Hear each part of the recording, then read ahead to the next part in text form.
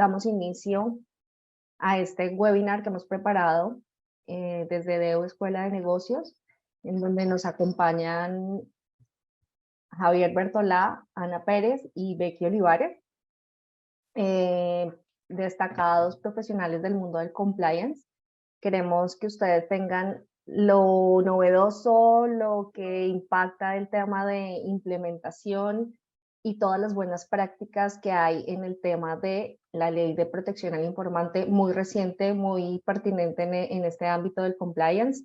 Así que sin más preámbulos, lo que quisiera es, y para tener los tiempos justos de presentación, cada uno va a tener 20 minutos, alrededor de 20 minutos. Al final vamos a despejar alguna inquietud que tenga algún participante. Bueno, antes que nada me presento, soy Carolina Rodríguez, hago parte de la Escuela de Negocios EDEU y tengo la misión de presentarles a estos ponentes y panelistas que nos van a acompañar hoy. En primer lugar nos va a acompañar Ana Pérez. Ella es directora del área de compliance de G Partners, es doble licenciada en Administración de Empresas y en Derecho por la Universidad Carlos III de Madrid. Hace parte del comité de expertos de AENOR en todo el tema de materia de sistemas de gestión de compliance y canal de denuncias. Tiene una amplia experiencia en el tema de implementación, mantenimiento, auditoría y certificación de sistemas de compliance en el sector empresarial y hace parte de nuestra planta docente del curso de Corporate Compliance y Prevención del Fraude Empresarial. Entonces, hoy nos va a acompañar Ana en este breve espacio. También nos va a acompañar Javier Bertolá, quien es el director del programa, quien nos está acompañando y quien es el director de Compliance para Publicis Group, pues, que es una empresa a nivel internacional muy destacada en el tema de publicidad. Con anterioridad ha trabajado en diferentes roles en responsabilidad del área de compliance en auditoría interna y cumplimiento. Tiene una amplia experiencia en la implementación de sistemas de gestión de riesgos de compliance a nivel multinacional, logrando pues el impacto de implementación de más de 80 organizaciones a nivel local y global. Es director del programa y nos acompaña hoy en esta implementación y con los retos de implementación de esta nueva normativa en España. Y nuestra invitada para todo el contexto internacional es Rebeca Olivares, quien nos va a aterrizar esto desde el contexto y la experiencia y las buenas prácticas de Estados Unidos. Rebeca es ponente de esta parte de este webinar, ha trabajado para empresas globales y cotizadas en la bolsa de Estados Unidos. Su enfoque y su experiencia en el sector sanitario tiene un enfoque muy internacional, trabajando desde diferentes países y por eso también nos acompaña en este contexto internacional que le queremos dar a esta normativa, ya que llega acá a España con muchas novedades y con su experiencia pues nos va a ayudar a implementar y a tener esas buenas prácticas del sector. Nos brindará diferentes perspectivas desde Estados Unidos, como les decía antes, y nos compartirá las mejores prácticas en materia de whistleblowing. Entonces, les doy paso ya hay varias personas que nos están esperando y empezamos con Ana. Estupendo, pues muchísimas gracias Carolina por la presentación. Buenas tardes, buenos días a todos según en qué país os encontréis. Y bueno, primero de todo agradecer a EDEU Escuela de Negocios por contar conmigo para este webinar y a mis compañeros Javier y Becky, que bueno, para mí es un placer compartir webinar de una temática como el canal de denuncias con ellos, que al final aportan una visión muy diferente a la mía, ¿no? Yo al final estoy en el mundo de la consultoría, prestando el servicio al cliente, y ellos, bueno, pues nos pueden aportar muchísimo valor en todo lo que es sufrirlo personalmente en la propia empresa, en cómo implementar todo esto en la empresa y, por supuesto, con el rol de Becky, pues toda esa parte, ¿no?, internacional, sobre todo del mundo anglosajón, que como todos sabemos son los líderes y los pioneros y los que ya llevan muchísimo más que nosotros caminado en este mundo del compliance en general y de los canales de denuncias en particular. Por tanto, un placer ser parte de este webinar y acompañarme de Javier y de Becky. Entonces, bueno, hoy en mi parte de la ponencia se va a centrar un poco en contextualizar qué es todo esto que ha pasado en las últimas semanas en relación a los canales de denuncia, canales éticos, whistleblowing system, ¿no? Como sabéis, ha habido un cambio legal muy importante. Todos los días, todas las semanas, todos los que os dedicáis, que seguro que aquí nos acompañáis muchos hoy, que tenéis ese rol en las empresas, estamos hablando de esta temática y bueno, tenemos unos deberes sobre la mesa que acometer en los próximos meses para podernos poner al día. Y mi misión es, bueno, daros unas notas, unas pinceladas en este breve espacio que tengo para ayudaros a comprender este cambio legislativo y, bueno, qué implicaciones puede tener a nivel interno en cuanto a protocolos, políticas y procedimientos. Entonces, bueno, os contextualizo un poco lo que ha pasado en los últimos tiempos y es que, bueno, los orígenes de esta ley vienen de la famosa directiva de whistleblowing, que como sabéis, bueno, es una directiva europea a nivel de toda la Unión Europea, que desde diciembre del 2021 teníamos que haber ya tenido transpuesta nuestro ordenamiento jurídico español. No fue así en el caso de España, ni tampoco fue así en el caso de la mayoría de nuestros vecinos de Europa, es decir, nadie hizo sus deberes a tiempo. Tanto es así que todo el 2022 no tuvimos ninguna legislación al respecto de los canales y ya por fin en febrero nuestro Consejo de Ministros aprobó esta ley 2/2023 que veis en pantalla. Está en vigor desde el mismo lunes, día 13 de marzo, por tanto la tenemos desde antes de ayer únicamente, ya es muy reciente, quiero decir, la entrada en vigor. Y bueno, como veis en pantalla, aún quedan muchos vecinos que todavía no tienen los deberes terminados, ¿no? O sea, al final la situación es un poco preocupante a nivel, si hablamos global o europeo, ¿no? Pero bueno, por fin nosotros hemos hecho los deberes, hemos publicado esta ley 2/2023 de protección de los informantes y más en concreto la ley reguladora de la protección de las personas que informen sobre infracciones normativas y de lucha contra la corrupción, que es el literal que le ha dado nuestro legislador. Pues bien, esta ley, como podéis imaginar y como su propio nombre nos viene a indicar, nace y tiene un firme propósito de proteger a quien utilice estos canales éticos. Como sabéis, y si no, encantada de informaros al respecto, hasta la fecha actual no teníamos ninguna ley que regulara todo esto de los canales en España. A nivel nacional no teníamos ninguna legislación referencia en estos temas. Únicamente, pues por la ley de igualdad de hombres y mujeres nos decían que era que teníamos que tener un plan de igualdad, un protocolo de acoso y un canal de denuncias. Los sujetos obligados de prevención de blanqueo de capitales también tenían que tener estos canales de denuncias. Todas las empresas... Ahora ya está. Disculpad, ¿me oís bien? Creo que se ha colado un micrófono, ¿verdad? Carol, si me haces así, continúo. Ok. Sí, ya lo voy a silenciar. Perfecto. Nada, disculpadme a los demás. Ahora. Como decía, pues por blanqueo de capitales también teníamos que tener un canal de denuncias y todas las empresas que ya os habíais puesto a la tarea de implementar un modelo de compliance, bueno, pues también era una parte de esos modelos de compliance, pero no había una ley global común que nos obligara a tener canales, ¿no? Esta ley surge para eso, nace para esto, busca proteger, como os digo, a esas personas que utilizan estos canales y que haya unas normas mínimas de funcionamiento comunes para todas las empresas de nuestro tejido empresarial, ¿vale? La ley olvida el concepto de denuncia, a mí esto me parece un poco paradójico. Luego Becky nos contará, ¿no? En América se utiliza el concepto whistleblower, whistleblowing, que la traducción literal es denunciante, denuncia, ¿no? Bueno, si somos más puristas es chivato, pero bueno, toda la vida lo hemos traducido como canal de denuncias. Bueno, pues la ley huye del concepto de denuncia, no habla de denuncias, habla de informaciones, no habla de denunciantes, habla de informantes, no habla de denunciados, habla de personas afectadas y, por supuesto, no habla de canales de denuncia, sino que habla de sistemas de información o comunicación internos. Este concepto a mí particularmente y a todo el equipo que estamos por aquí no nos gusta nada. Al final el sistema interno de comunicación es también el que usa recursos humanos para enviarnos la nómina o enviarnos un comunicado corporativo de un evento que hacemos el mes que viene. Esto es algo que va mucho más allá. Como vemos en pantalla, se trata de un canal que pretende ponerse a disposición de los stakeholders para que comuniquen conductas que sean delitos. Entonces, bueno, me parece que es un concepto muy genérico, muy vago y apuesto firmemente por seguir utilizando ese concepto de canal ético o canal de denuncias como hemos hecho toda la vida y no andar hacia atrás, ¿no? En el modelo de compliance que muchas empresas ya tienen muy maduro, ¿no? Entonces, bueno, como os decía, ¿qué podemos comunicar a través de estos canales éticos o en qué supuestos se activa la ley para protegernos de aquello que hayamos comunicado a través del canal? Pues lo veis en la parte de arriba de la pantalla, al final cualquier conducta que sea un ilícito penal, es decir, un delito, para que todos nos entendamos. Cualquiera de las conductas que están en el Código Penal activarían la protección de esta ley. Por supuesto, todo aquello que se considere infracción administrativa grave o muy grave.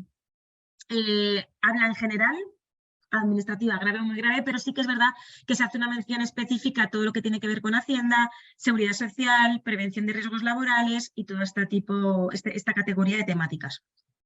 Y en último lugar, menciona todo lo que suponga una infracción del derecho de la Unión Europea, que aquí es un melón enorme el que abrimos, ¿no? Porque al final, imaginaros, todo aquello que pueda vulnerar intereses de la Unión Europea, pues es amplísimo.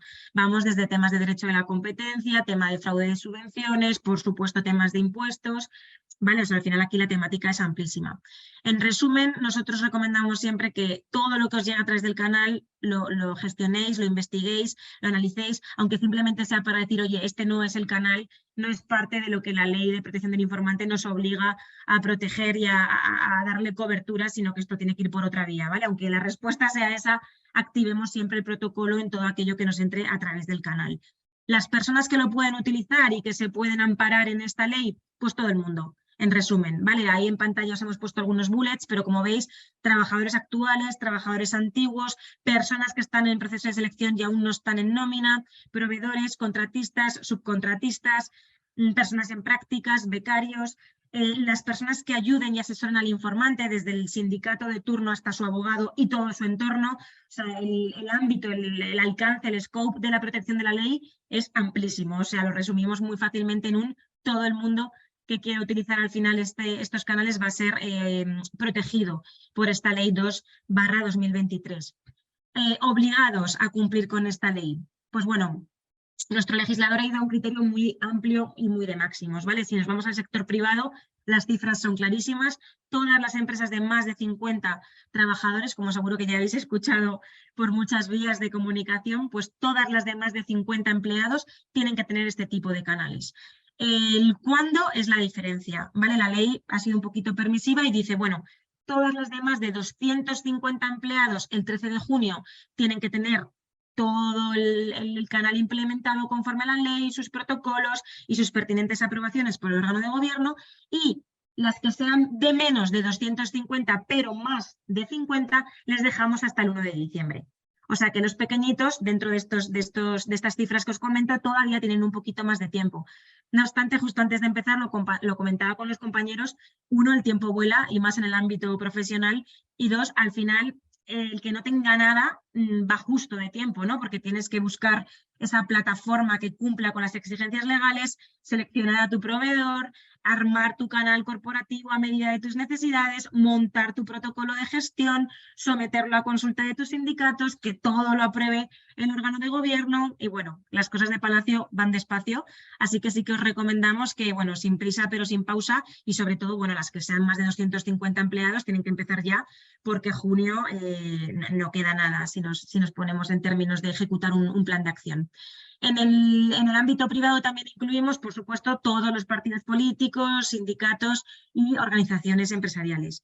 Si nos vamos a la pata pública, bueno, pues aquí la directiva es verdad que parecía que era un poquito más flexible, parecía que dejaba algunas cositas fuera. Nuestra ley no ha ido por esa vía, sino que hemos incluido absolutamente todo el sector público. Veis un poco en pantalla todas las administraciones públicas, todos los organismos institucionales, todas las sociedades mercantiles estatales, participación estatal sea mínima, sea enorme, se considera que también está obligada esa empresa a esta ley.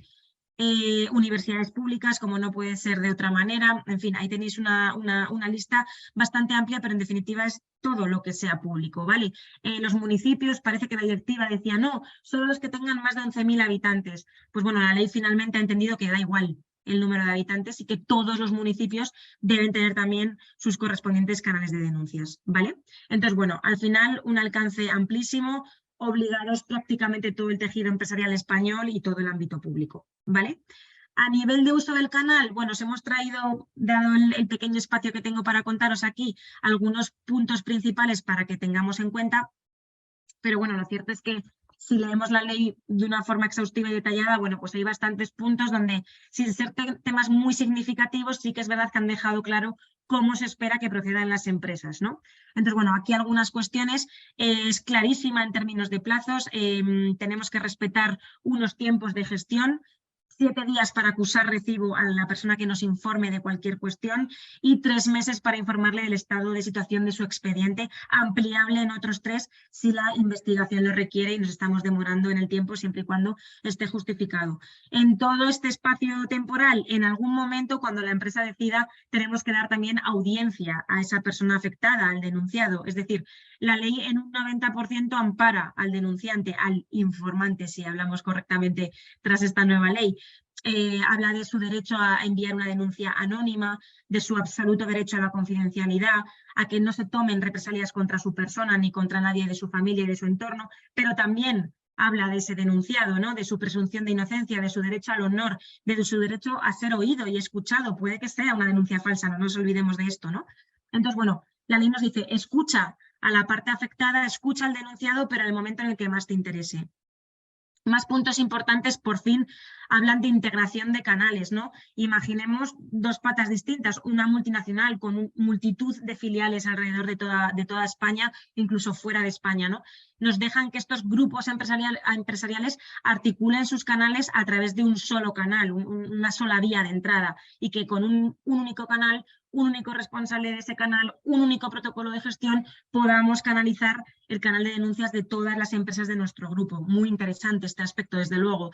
También que nos permiten, por suerte, unificar en un mismo canal todos los canales corporativos que estoy obligado por ley a tener.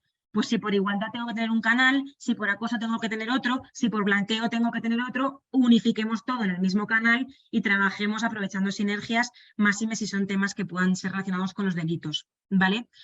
Por supuesto, mucha insistencia en confidencialidad, en anonimato, en efectividad, en autonomía de quien gestione, en independencia de quien gestione para garantizar realmente esa objetividad, esa neutralidad que se espera de quien gestione esta información que le llegue, ¿no? Que el conflicto de interés sea mínimo, desaparezca, se apliquen protocolos de abstención, recusación y no sea algo que no valga para nada al final, ¿no? Importante a nivel de garantías, como os decía anteriormente, llega hasta el punto que nos invitan a las empresas a que los informantes nos puedan comunicar un domicilio seguro a efectos de notificaciones, es decir, que él te puede decir, no, mira, yo no quiero hablar contigo a través de un correo, ni en persona, ni a través de tu plataforma del canal, yo quiero que me envíes todo a mi casa o a donde sea. Tenemos que darle esa opción, tenemos que darle la opción de que nos lo quiera contar verbalmente, eso sí, obligados a transcribir y o grabar. Obligados también a darle audiencia en 7 días, o sea, si la persona un lunes nos dice, oye, quiero comentarte cualquier cuestión, y tú eres el responsable del sistema, en 7 días estamos obligados a darle audiencia. Como veis, han bajado a un nivel muy exhaustivo de las obligaciones que tienen las empresas a nivel de gestión.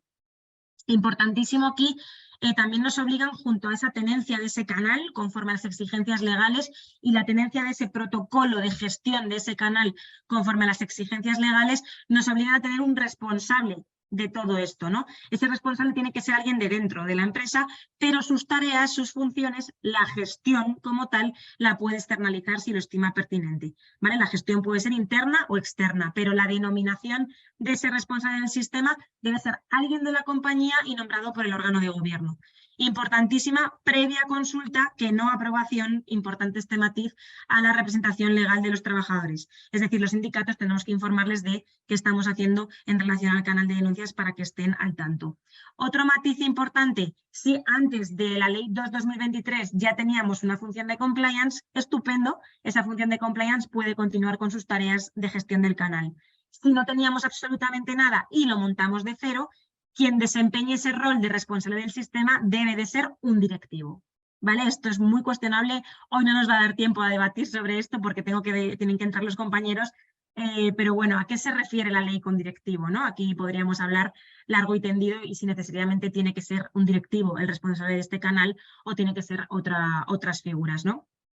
Lo dejo sobre la mesa, os invito a reflexionar al respecto y seguro que tenemos más ocasiones para debatir sobre esto a través de los webinars que organiza EDEU. También quiero que no olvidéis un punto importante, y es que al final nos obligan a hacer mucha difusión de estos canales internos que tienen las empresas. Nos obligan, para que os hagáis una idea, en literal, a que esté publicado en la homepage de la web corporativa. Esto lo repito en todas las sesiones, pero es que al final es la vía de entrada, pues eso de que clientes, proveedores, cualquier tercero pueda utilizar este canal, ¿vale? En este canal, como digo, es el canal interno. El canal que tiene la empresa lo llamamos en la ley canal interno y va a existir en convivencia con el canal externo que veis en pantalla. El canal externo es esa autoridad independiente de protección del informante que se va a crear. Todavía no existe, simplemente la ley detalla su régimen jurídico, su naturaleza, pero todavía no existe, ¿vale? Pero se va a crear.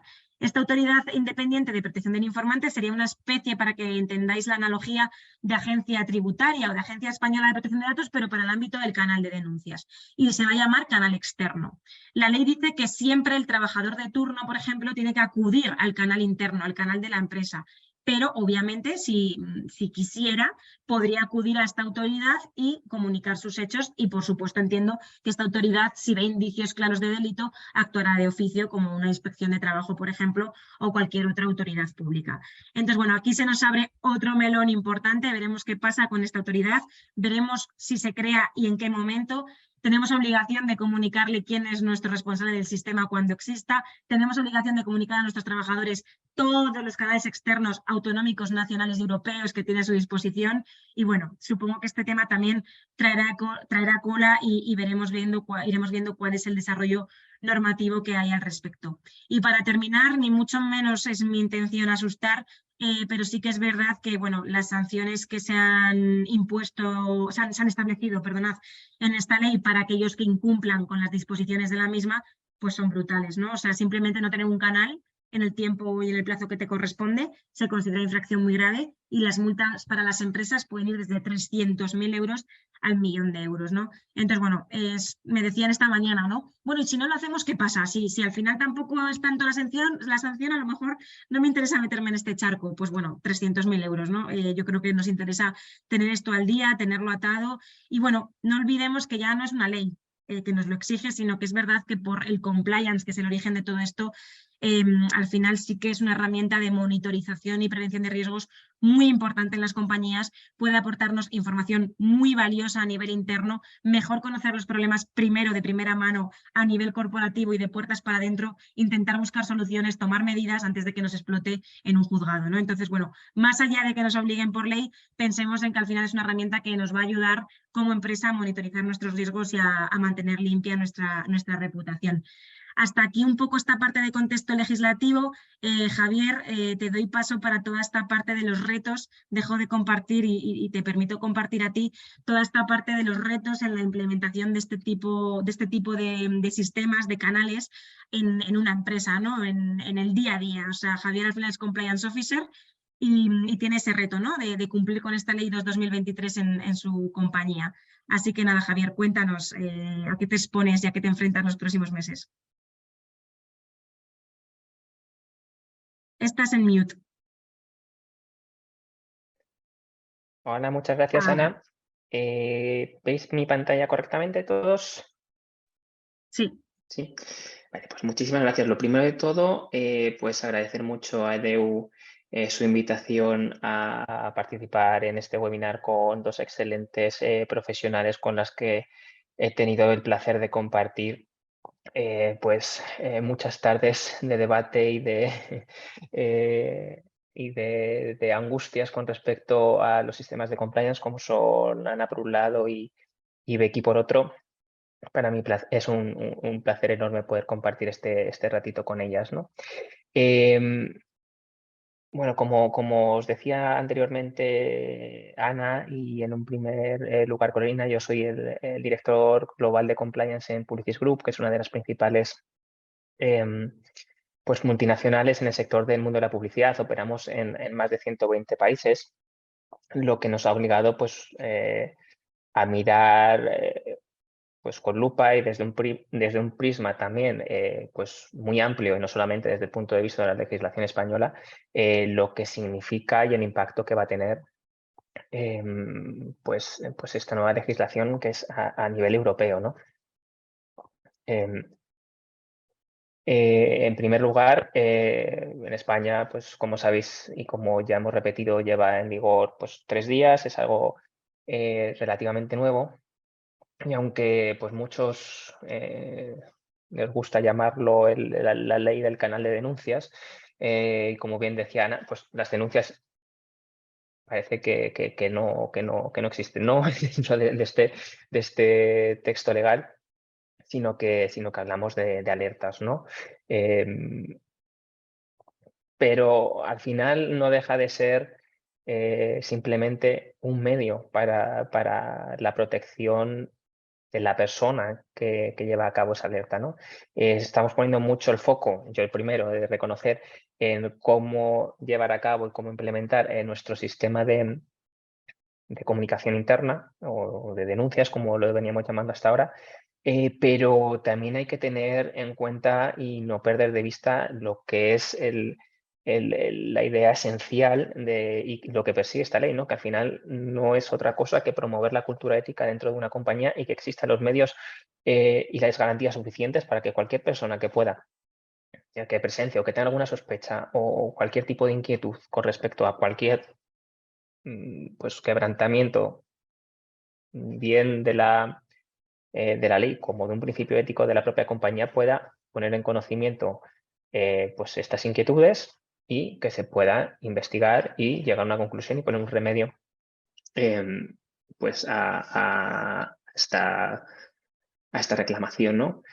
Entonces, ¿qué ocurre? Pues que así, muy a bote pronto, esta ley sale en España o nace en España, pues con bastante incertidumbre y muy a la española, ¿no? Como comentábamos antes, ¿no? Sale con ciertas prerrogativas, sale a luz con ciertas prerrogativas que no están muy claras, que no están muy definidas, con un nivel de exigencia, pues, llamémoslo amplio, con una dotación de recursos corta, digamos, y con mucho foco en el carácter punitivo de la propia ley, ¿no? Algo a lo que ya estamos acostumbrados aquí en España, pero cuando comparas con otros países de nuestro entorno, es relativamente, llama la atención el nivel de exigencia con el bajo nivel de medios comparado con países de nuestro entorno, ¿no? Y esto nos va a obligar a todas las organizaciones, o ya nos lleva obligando a todas las organizaciones, especialmente a aquellas que operamos a nivel global, a hacernos una serie de preguntas sobre cómo vamos bueno, pues a implementar pues, todas estas cuestiones, ¿no? Siendo pues respetuoso en primer lugar con nuestros principios como organización y también con la legislación de todos los países en los que operamos. Como bien decía Ana, en primer lugar, esta ley no solamente se ha publicado en España, sino que se está publicando en cascada en distintos países europeos, lo que te obliga a mirar un poco pues, esto desde un punto de vista holístico, ¿no? Y en primer lugar, vamos a ir desgranando un poquito estas 4 patas de las que me gusta hablar. Y en primer lugar es de cultura y estrategia, ¿no? Al final, la publicación de esta ley no hace otra cosa más que reforzar la cultura ética de la organización, ¿no? Es decir, cómo voy a responder ante y cómo voy a proteger a mis empleados que quieran comunicarme pues cualquier tipo de ilícito que ocurra dentro de mi organización sin el miedo a que sea represaliado, ¿no? Eso es la principal, cómo voy a hacerlo, cómo voy a canalizarlo, ¿no? Y luego todo eso hay que llenarlo de un contenido, es decir, tenemos que ser capaces de desarrollar unas políticas y unas estructuras de gobierno que pues, permitan canalizar esas denuncias y llevar a cabo las investigaciones pertinentes y tomar e imponer las sanciones que emanen de la propia investigación que llevemos a cabo, ¿no? Un poco también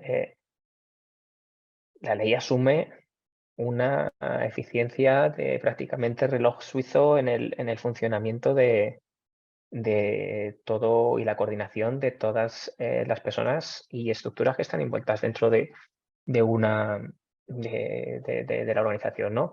Al final hay una serie de plazos que vienen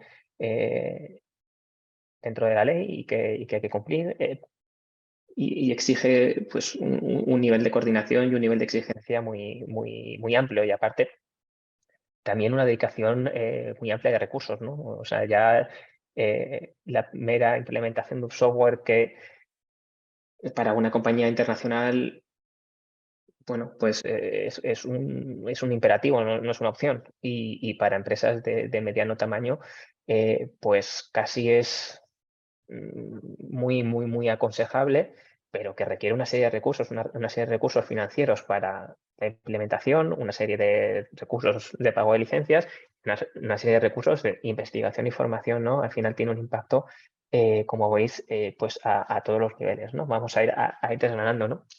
En el punto de cultura y estrategia, que decíamos al final, todo y la exigencia es que todo parta del órgano de gobierno, es decir, el órgano de gobierno es el que tiene que llevar a cabo esta cultura bajo la representación y delegando pues, en muchos casos en el compliance officer esta capacidad de velar por el canal de alertas o denuncias o como queramos llamarlo, ¿no? Pero al final todo viene desde la pata de la promoción de la cultura ética y eso, el hecho, si quisiéramos reducir esta ley al hecho de tener que implementar un canal de denuncias, estaríamos muy equivocados, ¿no? No es únicamente esto, sino que hay que fomentar esa cultura del speak up, ¿no? Esa cultura de que la gente se sienta segura, que la gente se sienta con la capacidad suficiente y lo suficientemente empoderada para poder hablar de un problema que pueda surgir en el seno de la empresa, ¿no? Creo que lo ha traído antes a colación Ana en su intervención, ¿no? El que la traducción un poco medianamente literal del whistleblower sería el chivato, ¿no? Yo creo que se ha querido huir un poco de la denominación de chivato o de denuncia precisamente, o la única explicación que yo no encuentro es para quitar el estigma de que nadie pueda decir que este es un chivato, sino que se promociona un poco, pues eso, la cultura del speak up, ¿no? Y eso, al final, un canal de denuncias en sí mismo no lo consigue, sino que tiene que ser una iniciativa que esté liderada por las más altas esferas dentro de la organización, ¿no? Para ello, lo que es necesario es definir una estrategia y un alcance. Ya habéis visto que es que se puede presentar alertas o denuncias de cualquier tipo de situación, de infracción, etcétera, ¿no? Entonces, esto lo que nos lleva a pensar es exactamente qué canales y cuántos gestores tenemos que tener dentro de nuestra organización.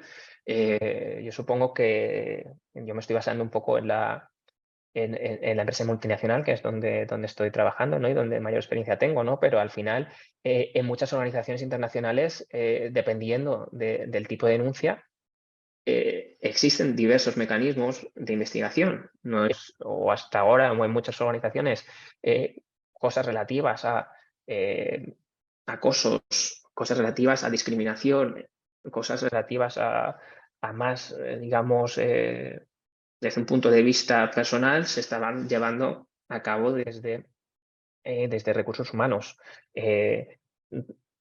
Actos relativos a otro tipo de infracciones como corrupción, fraude, etcétera, a lo mejor se estaban llevando desde compliance y otras desde el punto de vista medioambiental, ¿no? Ahora, digamos que va a existir una amalgama de canales y de formas, pero solamente un responsable dentro de la organización que canalice todo.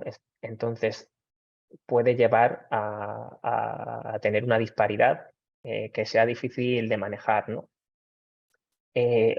¿Cómo vamos a actuar como organización dentro para respetar las garantías de los alertadores y de los investigados? Esto es muy importante porque sigue operando el principio de presunción de inocencia para la persona investigada y hay que respetar esa serie de derechos. Es decir, qué medidas vamos a desarrollar para mantener su derecho al honor, su derecho a la presunción de inocencia, mientras que también protegemos pues la confidencialidad y el derecho a expresarse de las personas alertadoras. Al final hay que tener en cuenta que hay que desarrollar una serie de protocolos que garanticen todo ello, ¿no? Y aunque un poco también lo ha, lo ha mencionado la autoridad independiente, y eso de momento es una sombra dentro de esta ley, bajo mi punto de vista. Al final existe una autoridad independiente que va a operar también como canal de denuncias externo, a la que hay que comunicar cualquier indicio de delito que surja dentro de la organización. Lo cual, pues de momento choca frontalmente, ya veremos cómo sucede en la práctica, pero choca frontalmente contra el derecho a la autoinculpación, perdón, de las organizaciones. Al final, como sabéis, y luego ya nos contará también Becky, ¿no? La quinta enmienda no declara contra mí mismo. Bueno, parece que se nos olvida, o que al legislador se le ha olvidado que existe este derecho dentro y que aplica tanto a persona física como jurídica, de no autoinculparte de un potencial hecho delictivo que hayas cometido. ¿Vale? También, obviamente, tendremos que tener una serie de planes de contingencia en caso de que alguno de nuestros empleados, o los que llamamos aquí también amalgama de stakeholders, porque el espectro es amplísimo, ¿no? Pues puede ser que un empleado utilice un canal externo, pero también puede acudir al externo. Es decir, y ahí ya sí que no controla la investigación. Necesitamos un plan de contingencia que nos que tenga o que prevea qué actuaciones tenemos que llevar a cabo en caso de que un empleado o un stakeholder, sea quien sea, acuda al canal externo, que todavía, por cierto, no está definido, y la ley ha nacido con la idea de que exista esta autoridad independiente, pero no se ha creado, no está dotado, y aparte, según parece, bueno, pues va a depender de su nombramiento de gobierno, y no va a depender pues de digamos, una oposición, ¿no? Sino que va a ser nombrado por el gobierno entrante cada X tiempo, ¿no? Lo cual tampoco parece muy lógico en un contexto precisamente en el que esa información es bastante valiosa, siempre y cuando también afecta a organizaciones de carácter público, ¿no?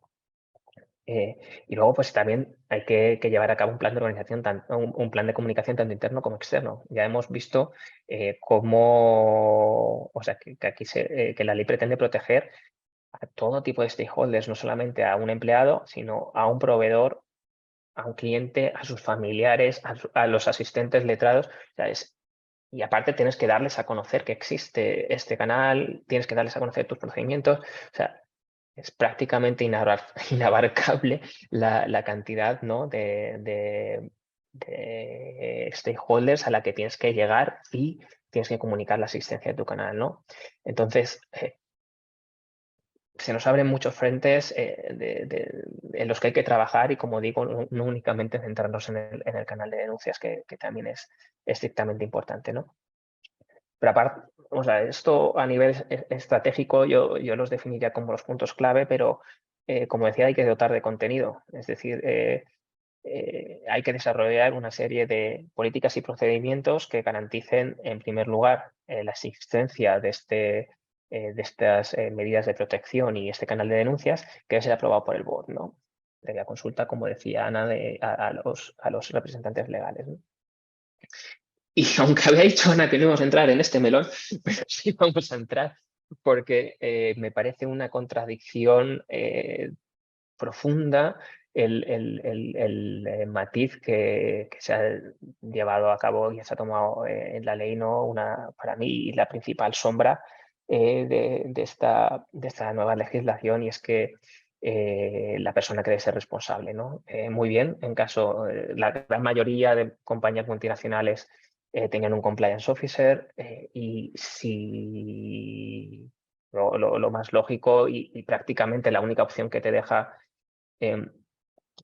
la ley es que continúe siendo el compliance officer, pero si o bien no había un compliance officer con anterioridad a esta ley,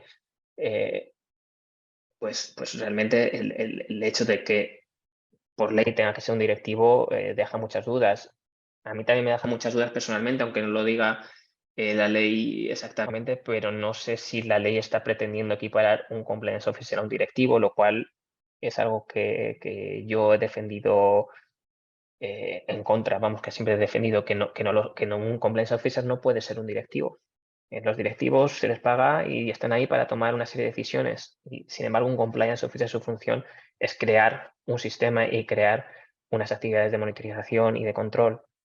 Al final, un compliance officer debería rehusar de tomar cualquier tipo de decisión ejecutiva, ¿no? Precisamente para garantizar esa independencia del resto de la organización que se nos ha hablado y la propia ley, el código penal y la propia circular de la Fiscalía reconocían desde el nacer de los sistemas de compliance en España, ¿no? Entonces, para mí esto es una de las grandes sombras de la ley y luego también, bueno, pues obviamente reto para el ser capaces en una organización internacional, ser capaces de definir flujos de intervención y un sistema de gobernanza dentro de las distintas, pues por un lado, regiones en las que opera y por otro lado, temáticas de las que pueden denunciarse, ¿no? No olvidemos que esta ley no está solo en España, sino que es a nivel de la Unión Europea y también tendremos que pensar a nivel global sobre el modelo de implementación que tenemos y las políticas que tenemos, teniendo en cuenta que hay algunas leyes a nivel europeo que exigen o que tienen ciertos requerimientos adicionales, pues como pueden ser en el caso de países nórdicos que por ley explicitan que las personas que investigan las potenciales denuncias han de residir en el país. O países como Alemania, que aunque no está publicada todavía la ley, pero ya en su respectivo proyecto deja claro que debe existir una persona y un número de teléfono y website hosteada en Alemania para poder canalizar estas denuncias, ¿no? Entonces hay que tener en cuenta a la hora de definir esos flujos pues los diversos requisitos de cada país y de cada legislación, que al final pues nos vamos a más de 20. ¿Vale?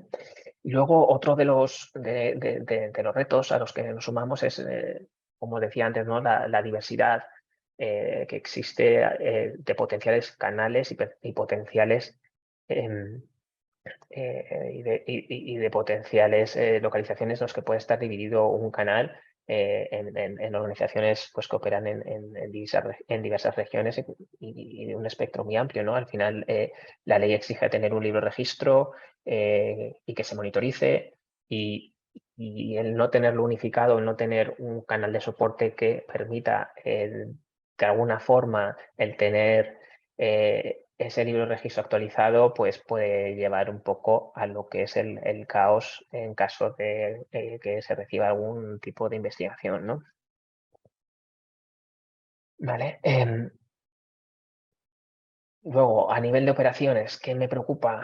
Me preocupan los plazos. Me preocupan de sobremanera los plazos que se establecen en la ley. Esto no puedo hacer la crítica a la ley española, que al final respeta los mismos que la in extremis respeta, porque se había planteado incluso reducir los plazos de investigación. Cualquiera que se haya enfrentado a una investigación sabe que un plazo de 3 meses es llanamente muy exigente, por ponerlo de una forma bonita. Es muy exigente, sobre todo por la labor de coordinación y la labor de respeto que exige a los derechos de las personas implicadas y los derechos de la organización, ¿no? Simplemente el hecho de recibir, canalizar y poner a investigar, necesitar recabar testigos, grabarlos o como bien decía, y transcribirlos. O sea, se necesita una serie de requisitos para, obviamente, garantizar la objetividad y la seriedad del asunto, pero que en un plazo de 3 meses es prácticamente imposible de llevar a cabo, ¿no? Tiene que funcionar todo como un reloj suizo, como decíamos antes. Y yo, vamos, nosotros ya llevamos, o sea, nosotros como organización llevamos haciendo, y gracias a Dios tenemos un sistema bastante avanzado, pero aún así hemos estado haciendo mockups, hemos estado haciendo simulacros de forma que seamos capaces de responder.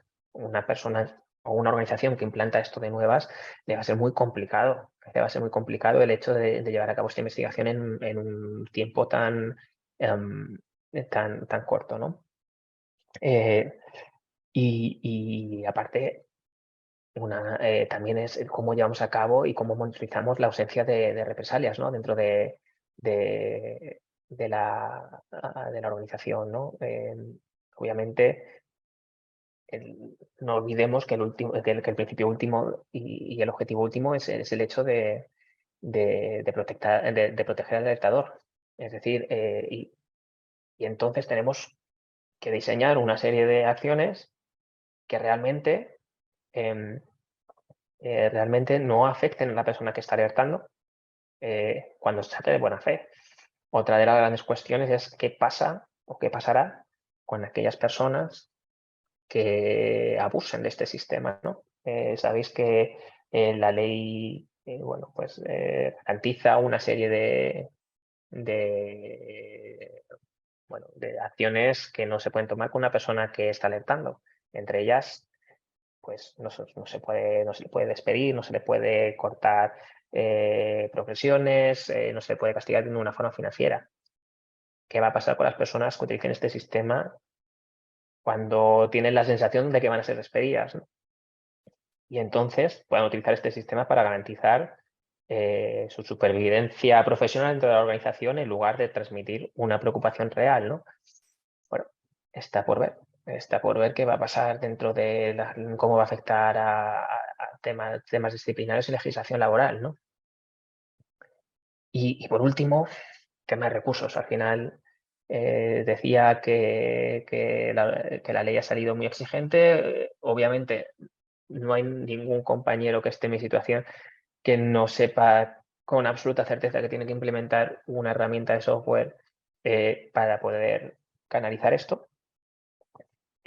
Porque realmente es difícil el poder llegar a enfrentarnos como muchas organizaciones se enfrentaban antes, a través de un correo electrónico o a través de un buzón, etcétera. Esto ahora mismo es que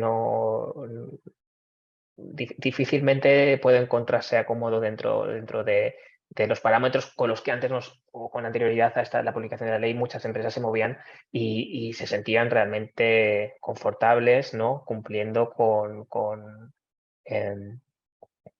pues con su deber ético, ¿no? Con el hecho de investigar. Ahora mismo, con los plazos, las exigencias, etcétera, se hace muy difícil el hecho de no pensar en la implementación de un software que implica, pues obviamente, unos recursos financieros, una dedicación, una formación en el sistema, etcétera, ¿no? Y que aparte, según va creciendo, pues por temas de licencias de software, pues según va creciendo la organización, va creciendo la factura, ¿no? Pero aparte, obviamente, hay que formar también a las personas que van a llevar a cabo la investigación.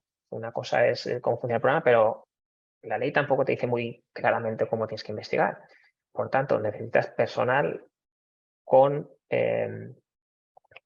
amplia experiencia dentro de la investigación o acudir a un externo. Pero a mí el hecho de acudir a un externo con un plazo tan pequeño casi me resulta difícil de imaginar, ¿no? Porque si un externo, tienes que buscarle, tienes que firmar un contrato con él, y tienes que contarle cómo es tu organización y lo que es que se te han ido los 3 meses sin que haya empezado. Entonces, necesitas tener personal in-house experto en investigaciones y que sepan cómo manejar y que sean conocedores de la ley y cómo manejar una investigación, ¿no? Sobre la que tampoco se te da ningún tipo de pista dentro de la regulación, ¿no?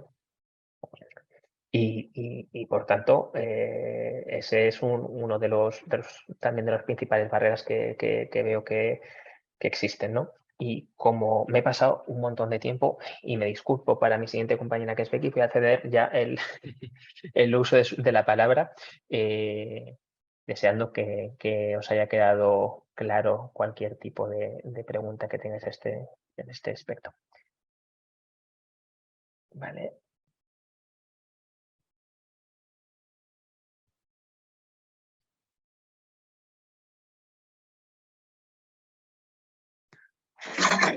Gracias, Javier.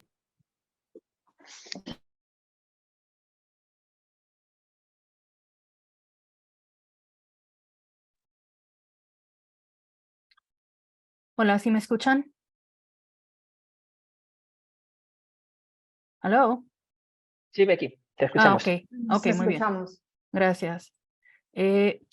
Bueno, primeramente quería agradecer, igual como mis compañeros, agradecer a la Escuela de Negocios EDU por tenerme aquí hoy como panelista, y también quiero agradecerles a mis compañeros Ana y Javier por tenerme aquí como parte de su equipo.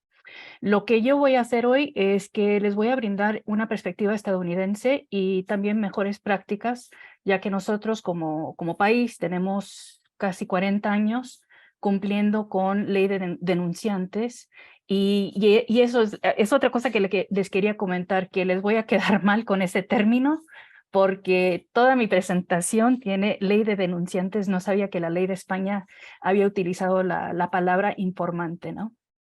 Pero bueno. Déjeme. Ok, empezamos. Y bueno, sé que tenemos poco tiempo, entonces hay unos slides que me voy a saltar, pero van a tener una copia de este video, entonces pueden leer los slides y para informarse un poco sobre la perspectiva estadounidense. Aquí solo les quería brindar como un contexto, ¿no? De cómo están las leyes de whistleblower o denunciantes en los Estados Unidos. Nosotros, claro, nos encanta complicarnos la vida. Entonces tenemos casi 20 diferentes leyes con respecto a protección de denunciantes. Lo que pasa con nuestras leyes es que las leyes están más bien apartadas por industria o sector, y también tenemos leyes federales y estatales. Así que todo lo que les quería comunicar aquí es que si solo tienen una ley general, entonces considérense afortunados. Así que no tienen 20 diferentes leyes que tienen que gestionar, digamos, ¿no? En este tema. Aquí les quería presentar dos casos, por ejemplos de los casos de whistleblower recientes de 2022 en Estados Unidos. Este es un caso muy interesante. Un ex trabajador de una empresa contratada por la Fuerza Aérea de los Estados Unidos recibió $1 millón bajo la Ley de Protección de Denunciantes. ¿Qué sucedió? Sucedió que este chico era un ingeniero que trabajaba por una compañía que se llama Raytheon y hacía testing de instrumentos de GPS utilizados por la Fuerza Aérea. El supervisor le ordenó que cambiara ciertos datos para los resultados del testing para que se vieran más exitosos de lo que realmente eran. El ingeniero se negó y se quejó con la alta dirección de la empresa. Un directivo principal lo cambió a otro puesto donde solo tenía 2 personas bajo su cargo. El puesto anterior tenía 12 personas bajo su cargo. Entonces, el ingeniero lo vio como represalia y renunció, se fue de la empresa, pero la demandó bajo de la ley de whistleblower. Lo muy interesante aquí es que un jurado le otorgó $1 millón por daños que llamamos nosotros non-economic damages, o sea, él no sufrió, no pagó de su dinero, no perdió dinero, ni siquiera alcanzó de descubrir algún fraude. Pero lo que pasa es que como él sufrió represalias, el jurado le otorgó $1 millón, que es mucho dinero. Es un ejemplo de un caso whistleblower en los Estados Unidos. Este es otro caso mucho más grande y mucho más interesante. Yo, como comentamos al principio de este webinar, yo me dedico al sector sanitario en los Estados Unidos, que es un sector donde se maneja mucho dinero, hay mucho dinero en juego. Entonces, muchos de los denunciantes que salen en los Estados Unidos salen de este sector. Y en este caso es una farmacéutica que durante años estaba incentivando a los doctores que recetara algún medicamento, ¿no?, especial. En los Estados Unidos tenemos una ley donde se prohíbe pagar o incentivar de cualquier manera a un médico para influir que se recete cierto medicamento. Pues el denunciante desde 2012 empieza a presentar quejas o una demanda en nombre del gobierno de los Estados Unidos. El alertador estuvo presentando pruebas y trabajando con el Departamento de Justicia por más de 7 años, pero valió la pena porque, como no les había mencionado, pero los denunciantes en los Estados Unidos tienen derecho al 10% de cualquier dinero que sea recuperado o más, si así lo determina el gobierno, a causa de algo que denuncien, ¿no? Bueno, en este caso, la farmacéutica le pagará a los Estados Unidos $900 millones para resolver estas acusaciones, y mientras tanto el denunciante recibirá $250 millones como recompensa por todo su trabajo y por alertar de este fraude y de esta corrupción que sucedía. Entonces, otra vez, casos muy grandes a gran escala que son impulsados por denunciantes, ¿no? Y seguimos. Ahora, las mejores prácticas. Entonces, con tanto riesgo y irregularidad, perdón, esta palabra me cuesta, corrupción y fraude, ¿cuáles son las mejores prácticas que podemos utilizar para promover una cultura ética, como dijo Javier, como comentó Javier, dentro de la organización, y asegurar de que cualquier persona que levante cuestiones, quejas, sospechas sea protegida, ¿no? Que de hecho es lo que se trata esta ley, ¿no? Bueno, para empezar, quisiera hablar en términos generales. Si nos ponemos a preguntar cuáles son los objetivos de un programa de cumplimiento eficaz, ¿cuáles son? Yo creo que son 3. Primero, es evitar incumplimiento de normativas, fraude o corrupción de una manera proactiva, ¿no? Con un buen sistema de gobierno corporativo. No importa el tamaño de la empresa, pero así como han comentado mis compañeros, claro, entre más grande sea la entidad, más recursos van a tener y más formales serán sus procedimientos, ¿no?, de cumplimiento.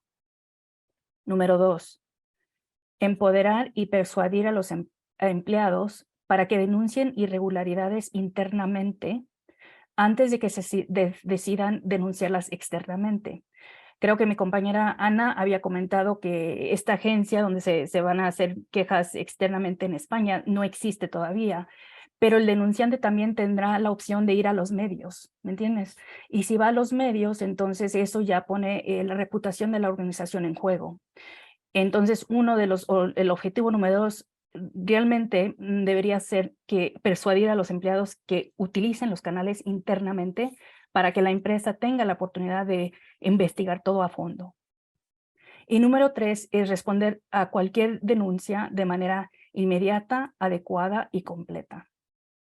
Ahora, teniendo esos 3 objetivos en mente, ¿cómo los logramos? Bueno, en los Estados Unidos utilizamos un marco de referencia o un framework que de hecho fue establecido y publicado por el Inspector General de los Estados Unidos, es decir, la agencia que se encarga de hacer auditoría interna de todos los Estados Unidos. Y nosotros le llamamos los 7 elementos de un programa de cumplimiento eficaz, o en inglés es The 7 Elements of an Effective Compliance Program. Estos elementos son requeridos por el gobierno federal si una empresa recibe fondos del gobierno. Entonces aquí se los presento y los he consolidado en 5. ¿Y cuáles son? Número 1, capacitación de trabajadores. Capacitamos a los empleados con trainings obligatorios anuales para que sean informados sobre no nomás las leyes con las que debemos que cumplir, pero cómo las cumplimos. Cada empleado tiene que confirmar que asistió al training y tiene que confirmar también que entiende su responsabilidad en evitar el incumplimiento con las leyes. También les informamos a los trabajadores y a todos los stakeholders de los canales disponibles para que comuniquen cualquier inquietud. De hecho, en muchas empresas, especialmente las empresas grandes, los proveedores también tienen que asistir a los trainings cada año. Número 2, tenemos políticas y procedimientos para lograr lo mismo que la capacitación, pero de una manera cotidiana. Es decir, para que los trabajadores tengan guías de protocolo, comportamiento, procedimiento a su alcance cuando lo necesiten. Número 3, tener un oficial o un compliance officer y varios canales de denuncia. Creo que también eso se mencionó anteriormente. Contamos con un oficial, es decir, una persona encargada que supervisa el cumplimiento y garantiza que las denuncias se manejen de una manera profesional, confidencial y responsable y que no dejen cabos sueltos. También las empresas tienen varios canales disponibles, ya sea email, una línea directa, una línea anónima o un domicilio donde el alertador pueda enviar una carta por escrito si así lo desea.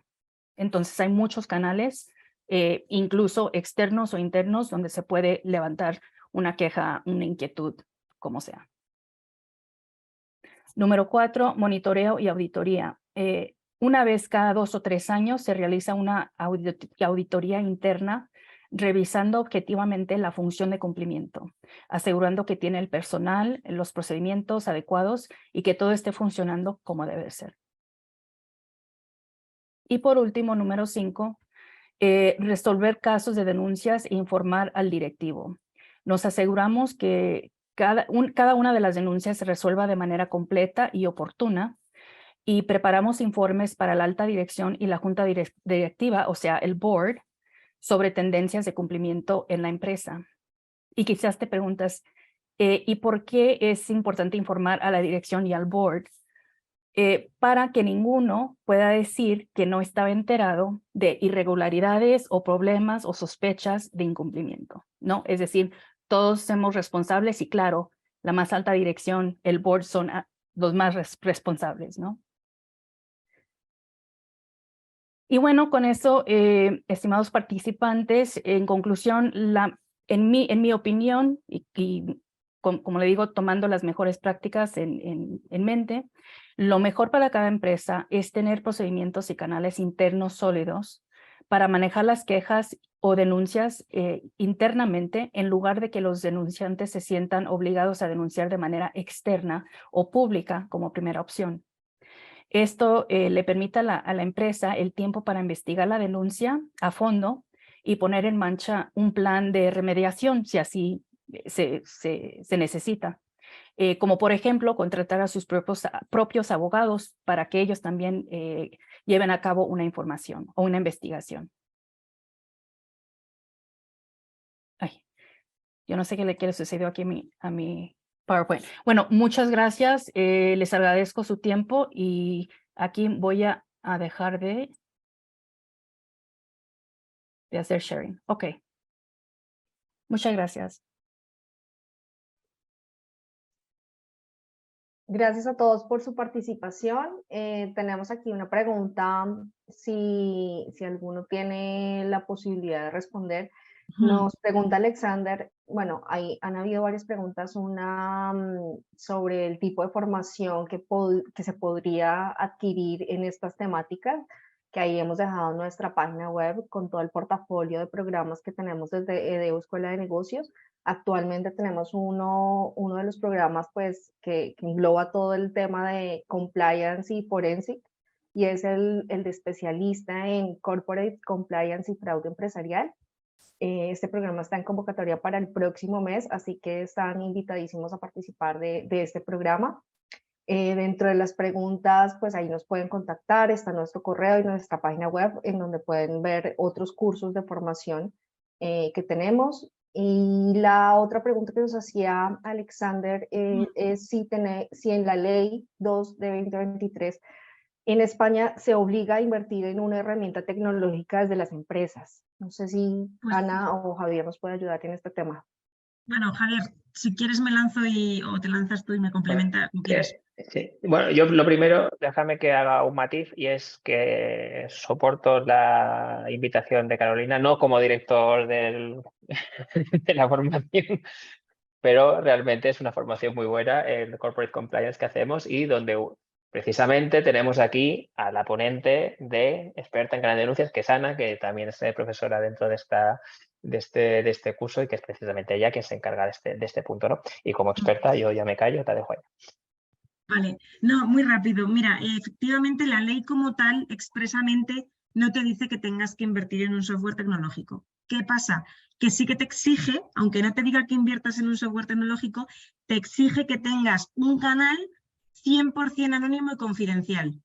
Entonces, lo que comentaba un poco Javier, como empresa, pues todos nuestros clientes se plantean lo mismo, ¿no? O sea, pero ¿y cómo cumplo esto si lo quiero articular con un email y no gastarme el dinero? O sea, ¿cómo garantizas el anonimato si articulas el canal a través de un email? El anonimato, uno, le estás obligando a crear una cuenta falsa, porque si te escribe con un Ana.Pérez, ya sabes quién es. Luego, ¿cómo haces el seguimiento real, la trazabilidad de que contestaste bien, que todo quede como con el log de auditoría, ¿no? Del tiempo, los plazos, el contenido de las comunicaciones? Y luego, Ana, disculpa, ¿te puedo dar un poco de perspectiva? El canal anónimo, lo que tenemos en los Estados Unidos es un hotline, es 1-800 hotline, es decir, es gratis para llamar a esta línea. Y claro, si no llama, uno no sabe quién está llamando, ya después le pones nombre a esta persona como persona anónima y así se documenta el caso. Exacto, o sea, yo creo que España estamos como a 300.000 kilómetros de lo que acaba de comentar Becky, pero llegaremos a esas líneas de teléfono totalmente para garantizar esta vía. Llegaremos, estoy convencida. A día de hoy todo funciona por mail y no es la forma de garantizar el anonimato. Ya digo, o sea, obligamos a crear cuentas falsas, no podemos garantizar la trazabilidad y el correcto seguimiento. Y decía, aquí muchos compañeros investigan fraude. Hemos vivido investigaciones de fraude en la que los propios informáticos manipulaban las pruebas. Es decir, los informáticos de vuestras empresas pueden acceder a todas las cuentas de correo y pueden manipular todas las carpetas corporativas de la intranet en las que trabajáis o del SharePoint o del aplicativo que utilicéis cada uno a nivel interno. O sea, ellos son los administradores de esa información. Entonces, al final, que ellos tengan libre acceso y que no podamos controlar quién accede a qué y que sean ellos precisamente los que los puedan controlar, por supuesto no dudo de su profesionalidad, no quiero que tampoco esto suene así, pero esa garantía de confidencialidad no la estamos manteniendo. Estas plataformas al final lo que te permiten es que no se puedan rastrear las IPs, que las comunicaciones estén cifradas, comunicarte con la persona a través del aplicativo sin dar nombres. Por eso todo el mercado está tendiendo al aplicativo externo. Pero tú puedes articularlo a través de un correo electrónico e intentarte pelear con estos gaps, con estas desventajas y estos retos. Si encuentras una solución, te invito a que nos la compartas, porque desde luego que es complejo, o sea, es muy complejo luchar contra un delegado de protección de datos y decirle, no, esto es anónimo y esto es confidencial. Te va a buscar siempre las costillas y te las va a encontrar si lo articulamos vía email. En conclusión, la ley no te obliga a invertir en plataformas tecnológicas de forma directa y expresa, pero no te está dejando otra opción. Vamos a ver, o sea, la ley no te lo dice, pero te lo dice. Claro. O sea, no te obliga, no te dice tienes que comprar un software de canal de denuncias, pero no te deja otra opción. El tema del hotline que Becky y yo conocemos muy bien y que está muy extendido en Estados Unidos, tampoco es válido en España únicamente, o al menos no sin una solución tecnológica que acompañe, porque la ley te obliga a la grabación y a la transcripción. O sea, vamos, excepto que quieras que tener un escribano y tener a una persona todo el rato tocando teclas, haciendo una transcripción, ¿no? Sí que es verdad que por suerte, muchos proveedores de soluciones tecnológicas también incorporan el hotline, ¿no? Y yo creo que es pues lo que muchas multinacionales estamos optando, ¿no? Es la combinación, la doble combinación. En Estados Unidos está muy extendido el hotline, pero si tenemos en cuenta otras culturas, como puede ser la asiática, existe mucha aversión al tema teléfono y prefieren culturalmente el hecho de poder reportar vía software tercero o incluso por teléfono, ¿no? O sea, por teléfono, por mensaje de texto. Y Javier, Entonces, para aclarar el hotline solo es un canal de muchos, ¿no? sí, pero exacto. es la opción si uno quiere hacer una denuncia anónima, ¿me entiendes? Exacto. Y también se puede grabar todo, Sí, sí, toda la exacto. llamada. Exacto, pero aparte de grabarlo hay que transcribirlo. O sea, que esa es otra vuelta, ¿no? Al final, los softwares pues, conocidos, sobre todo en Estados Unidos, Navex, otros aquí que han surgido a nivel europeo, consecuencia de esto, y como que incorporan ya todas estas funcionalidades, por lo cual, y sobre todo con la exigüidad del plazo que tenemos de 3 meses para desarrollar toda la investigación, si recibes una alerta por el hotline, tienes que analizarla, ¿no? ¿Dónde ha surgido? ¿En qué ha surgido? Sin embargo, si tú eso lo conectas a través de software, ya en la propia implementación ya te dice el responsable es este, ¿no? Ya tiene su propia forma de llevarte la pelotita a tu casilla, ¿no? Y te consigues pues que tener realmente 3 meses para investigar, que ya es un tiempo muy, muy bajo, que si únicamente utilizamos el hotline se nos reduciría probablemente a 2 meses, mientras que encuentres a la persona con la que hay que tiene que realizar la investigación, ¿no? Entonces, obligación, la ley no te la impone, pero si lees entre líneas resultaría muy difícil llevar a cabo o dar cumplimiento a esta legislación sin un software que permita esta gestión. Y también entenderme, estamos llevando a cabo, esto pues, estoy hablando de una perspectiva desde una multinacional que factura billones de dólares, ¿no? Obviamente, a lo mejor esto que estoy diciendo por una empresa de 55 empleados no tiene tanto sentido, ¿no? Pero sí que para estructuras internacionales donde pueden participar y que estamos sometidos a diversas legislaciones, etcétera, sí que resulta mucho más que recomendable. Strong recommendation, como se suele decir por allá, ¿no? Highly recommended. Exactamente. O sea, entonces no es obligatorio, pero casi. Mira, tenemos otra pregunta por aquí que incluso animo a que activen micro y nos la lancen verbalmente porque lo veo tan pequeñito que no soy capaz de leerla entera. Bueno, el nombre pone de Vale y Vito, La leo. si te parece, activa Te micrófonos ayudo, y si quieres. Hola. lanzarlo. Ya. ¿Sí? Sí, te escuchamos. Hola, buenas tardes. Bueno, nada, muchísimas gracias. La ponencia excelente, Javier, Ana, Becky. Yo tengo una pregunta que me animo porque los veo que están muy puestos en materia y es el hecho de que lo que comenta Javier, que también entiendo, porque generalmente a los abogados se nos tilda de que entorpecemos más y que a veces ponemos más, en los procesos ponemos más pros que otras cosas. Pero yo me pregunto, esta premura que tiene el legislador en el lanzamiento de esta norma y con esa importante consecuencia económica, ¿no se vería como esa necesidad que tenemos de celeridad en los procesos? Porque entendemos que lamentablemente la legislación no se adecúa a la demanda actual que tenemos. Esto a todo ámbito. ¿Qué piensan? ¿Te refieres a la implementación de la ley o al plazo de 3 meses de investigación?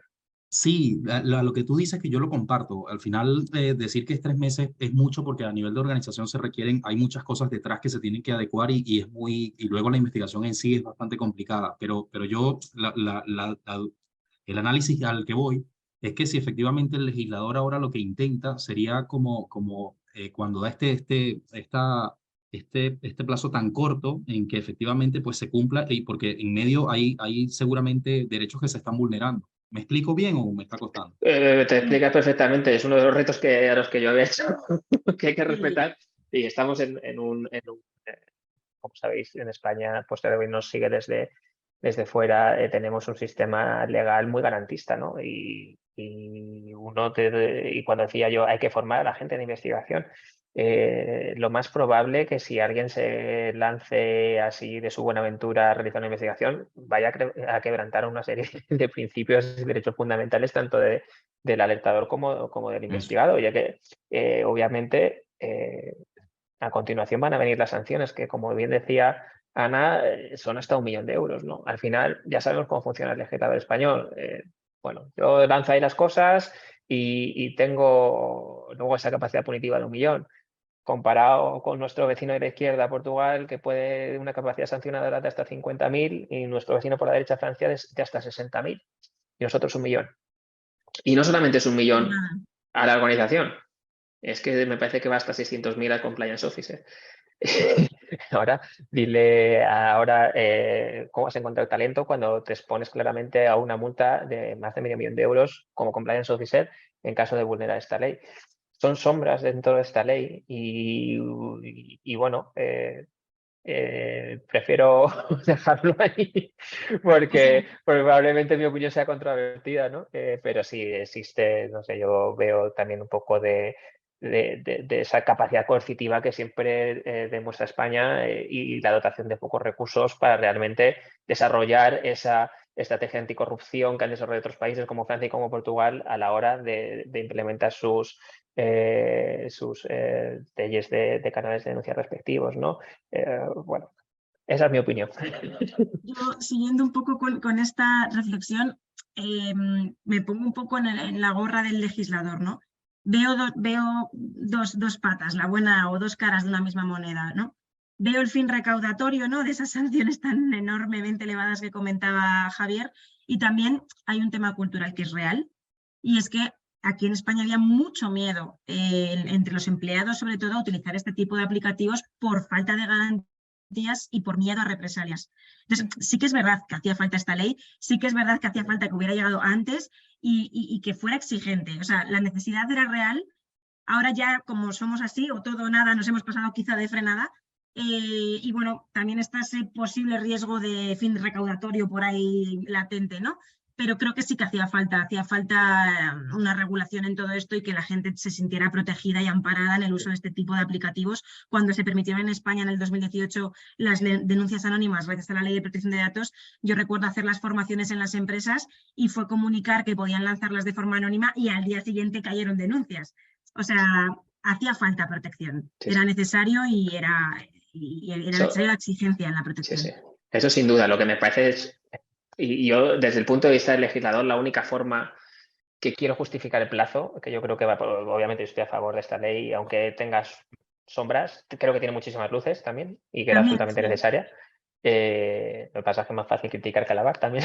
Eso es así, ¿no? Creo que lo que no quieres es que lo guardes en un cajón y que dé tiempo a la destrucción de pruebas, ¿no? Yo creo que eso es un poco el porqué de los plazos tan cortos. O sea, hay que tener en cuenta que en casos que conocemos todos en España, tramas públicas, casos tal, se dieron en 2010-2012 y todavía se están instruyendo. La propia justicia, con toda la capacidad que tiene y el poder y medios a su disposición, está tardando 10, 12, 15 años en investigar tramas de corrupción y, sin embargo, te exigen a una empresa privada con un tipo que a lo mejor la nombró antes de ayer como responsable de canales de denuncia que se ponga a investigar en 3 meses.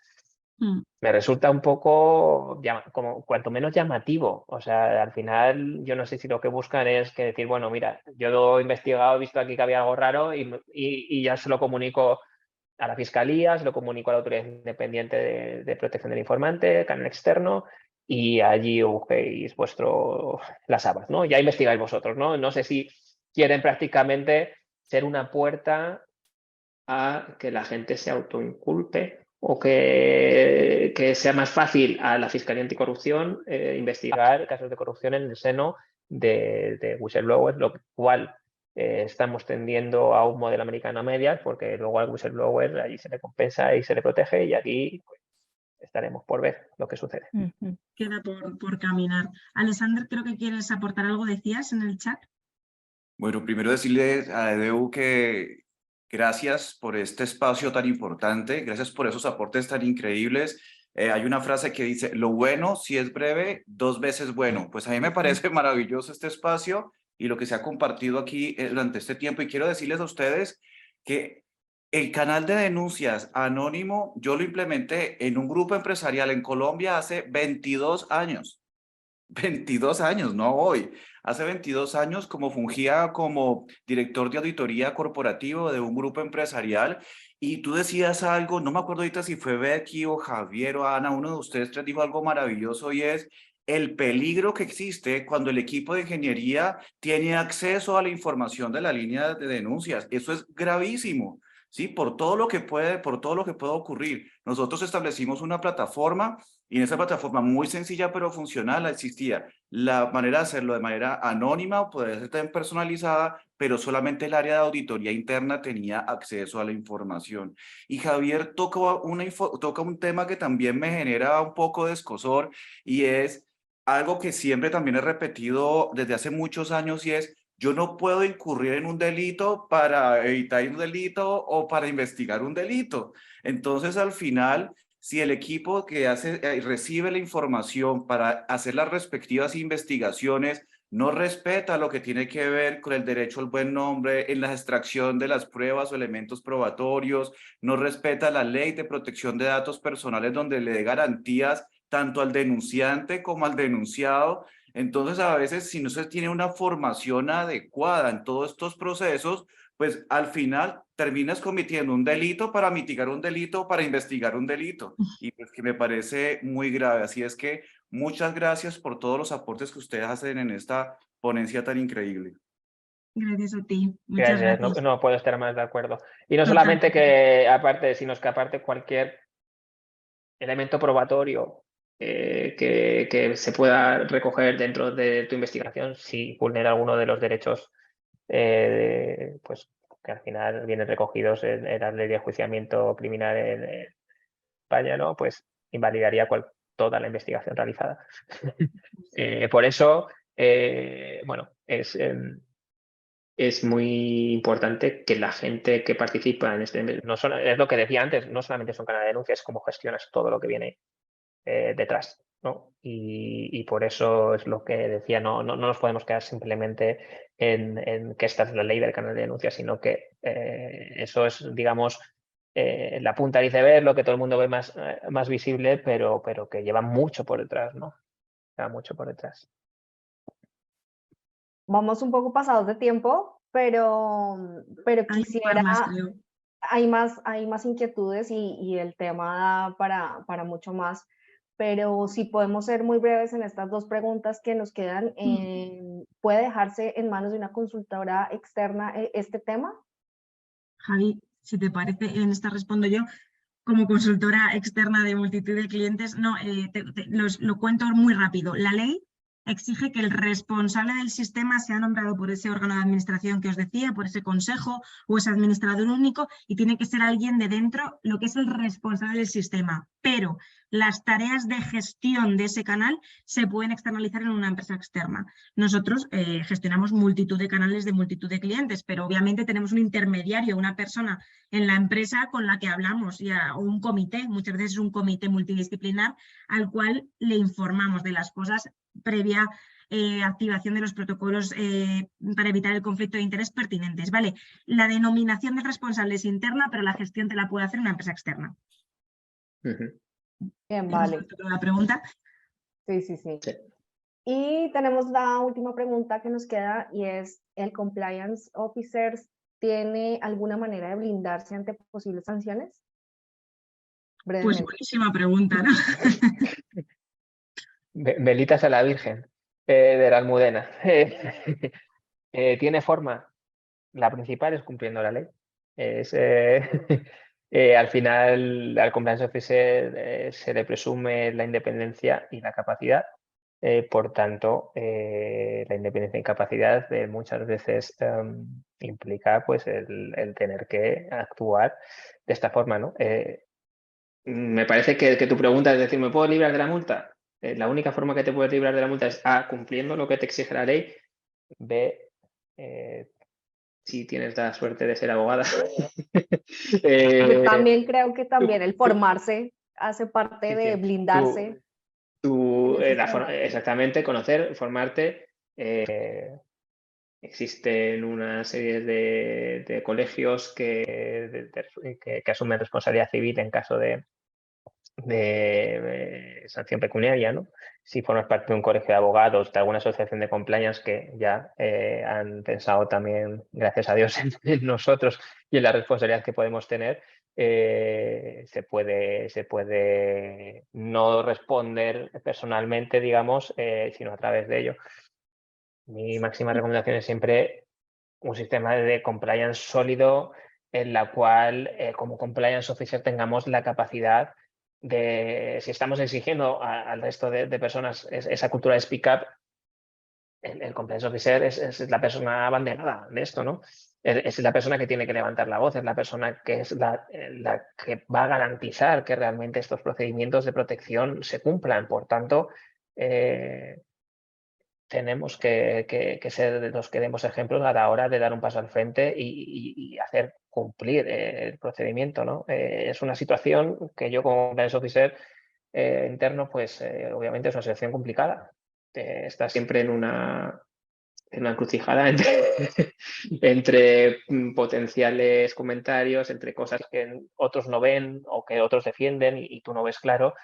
Hay que tener esa profesionalidad y esa valentía y bueno, pues hacer cumplirla, al igual que desde tu posición de pies al resto que cumplan con los procedimientos éticos y con la legalidad.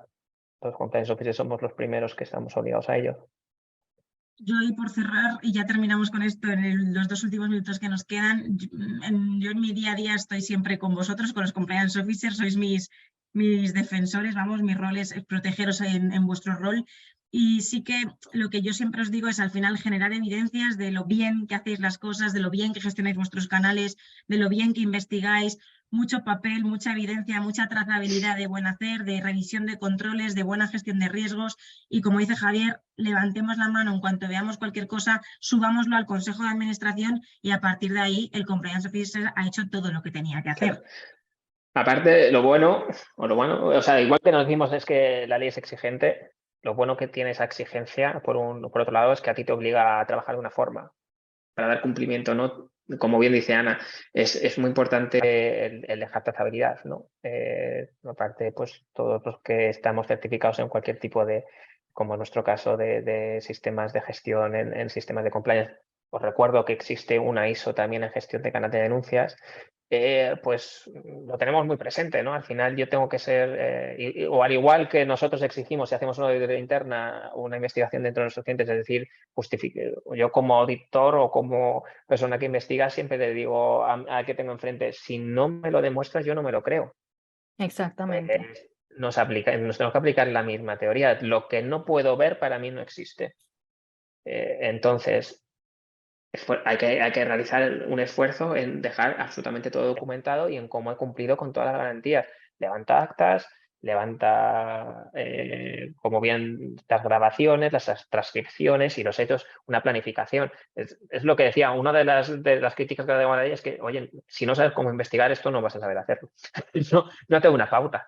Es decir, una planificación de la investigación, quién va a participar, dejar todo transcrito, todo grabado, qué tipo de actividades de control y de verificación he realizado, qué tipo de contraposición he realizado para llegar a esta conclusión que estoy realizando, y todo por acta y todo elevado. Al final, las sanciones realmente se establecen en casos, esto que hablamos de 1 millón, es que me ha llegado una denuncia y he hecho todo lo posible por ocultarlo y no investigar. Si hacemos nuestro trabajo, nuestra sanción es lo que decía, cumplir la ley.